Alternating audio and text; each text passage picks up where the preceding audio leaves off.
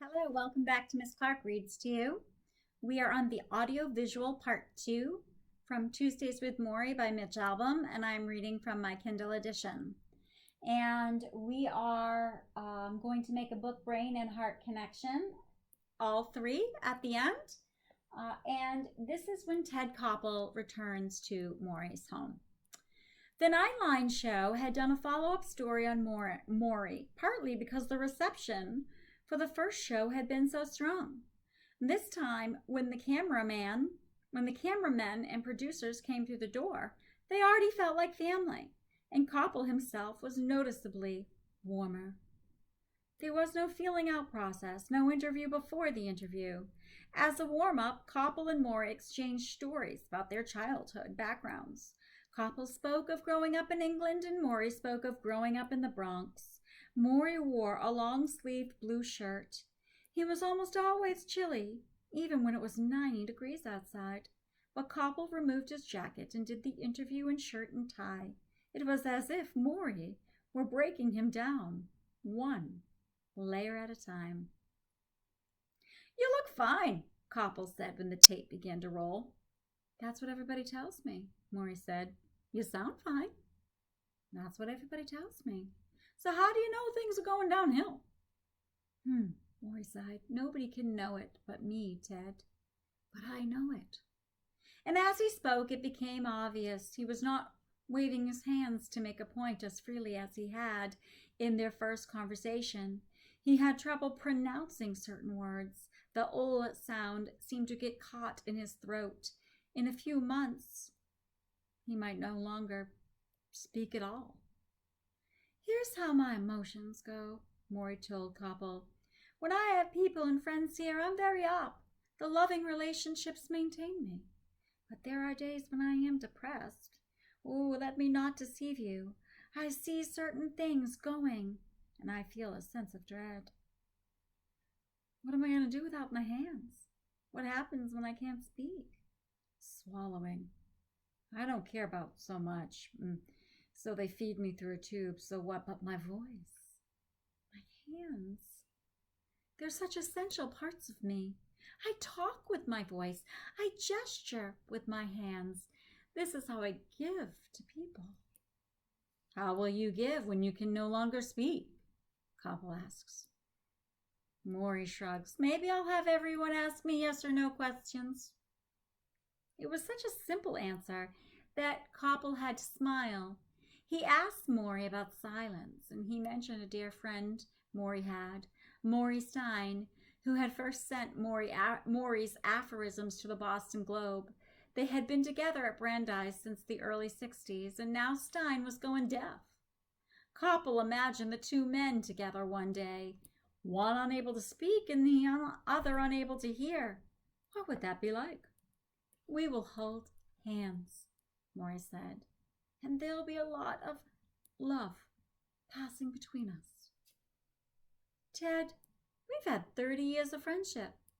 You don't need speech or hearing to feel that." Before the show ended, Maury read Koppel one of the letters he'd received. Since the first Nightline program, there had been a great deal of mail. One particular letter came from a school teacher in Pennsylvania who taught a special class of 9 children. Every child in the class had suffered the death of a parent. "Here's what I sent her back," Maury told Koppel, perching his glasses gingerly on his nose and ears. "Dear Barbara, I was very moved by your letter. I feel the work you have done with the children who have lost a parent is very important. I have also lost a parent at an early age." And suddenly, with the camera still humming, Maury adjusted his glasses, and he stopped, and he bit his lip, and he began to choke up, and tears fell down his nose. "I lost my mother when I was a child, and it was quite a blow to me. I wish I'd had a group like yours where I would have been able to talk about my sorrows. I would have joined your group because," his voice cracked, "because I was so lonely." Maury, Koppel said. That was 70 years ago that your mother died. The pain still goes on? You bet, Maury whispered. The professor. He was 8 years old. A telegram came from the hospital, and since his father, a Russian immigrant, could not read English, Maury had to break the news, reading his mother's death notice like a student in front of the class. We regret to inform you, he began. On the morning of the funeral, Maury's relatives came down the steps of his tenement building on the poor Lower East Side of Manhattan. The men wore dark suits, the women wore veils. The kids in the neighborhood were going off to school, and as they passed, Maury looked down, ashamed that his classmates would see him this way. One of his aunts, a heavy-set woman, grabbed Maury and began to wail, "What will you do without your mother? What will become of you?" And Maury burst into tears.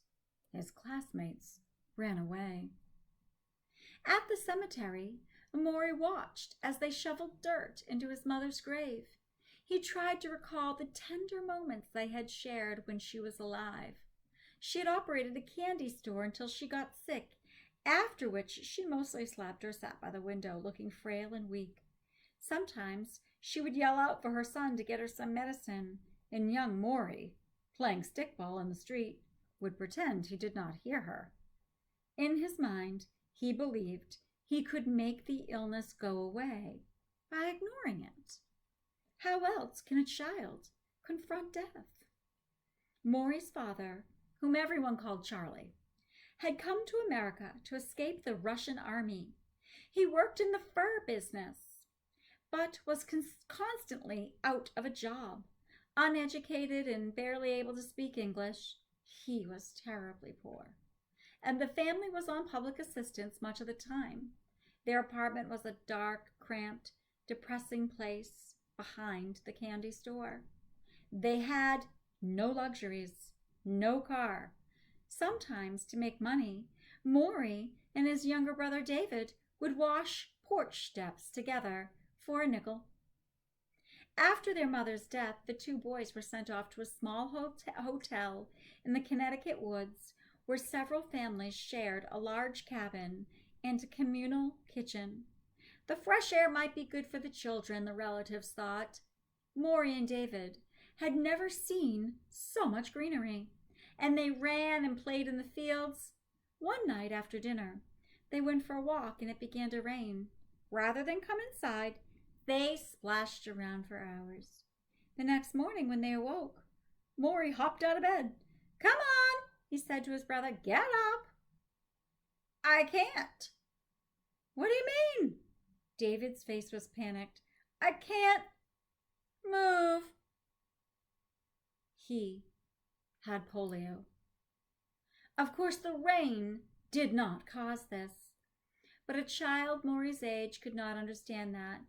For a long time, as his brother was taken back and forth to a special medical home and was forced to wear braces on his legs, which left him limping, Maury felt responsible.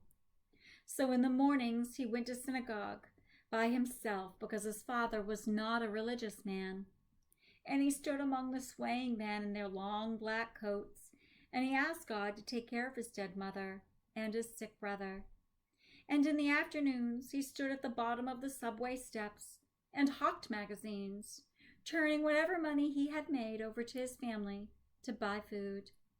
In the evenings, he watched his father eat in silence, hoping for, but never getting, a show of affection, communication, warmth. At 9 years old, he felt as if the weight of a mountain were on his shoulders. So stop the video here, make a book, a brain, or a heart connection, and then come back and I will share with you one of mine. So I'm going to make a book connection. At 9 years old, he felt as if the weight of a mountain were on his shoulders. This is a simile. the burdens that Maury had to carry at 9. His mom passed away.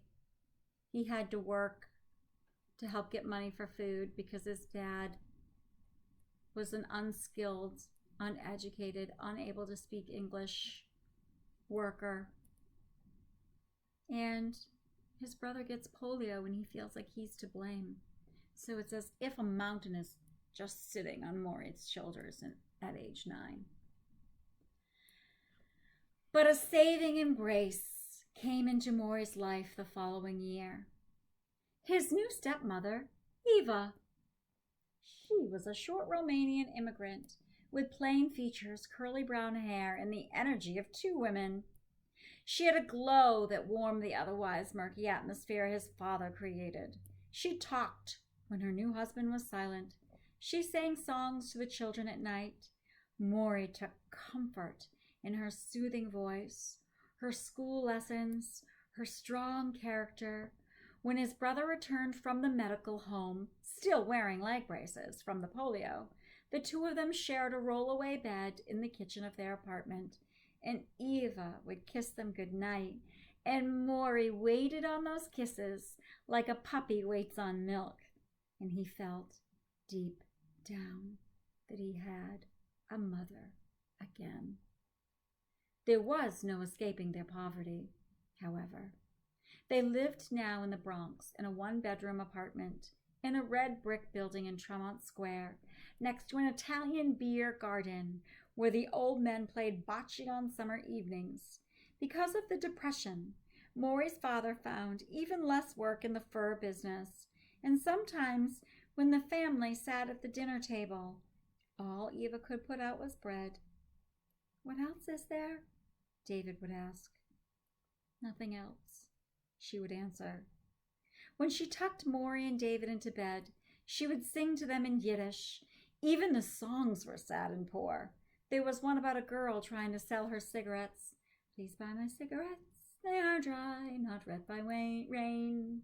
Take pity on me, take pity on me." Still, despite their circumstances, Maury was taught to love and to care and to learn. Eva would accept nothing less than excellence in school because she saw education as the only antidote to their poverty. She herself went to school at night to improve her English.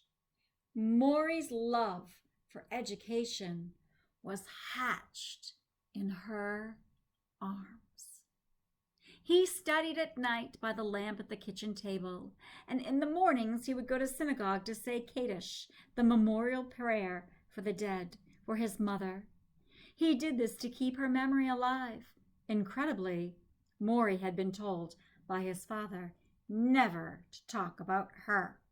Charlie wanted young David to think Eva was his natural mother. It was a terrible burden to Maury. For years, the only evidence Maury had had of his mother was the telegram announcing her death. He had hidden it the day it arrived, and he would keep it the rest of his life.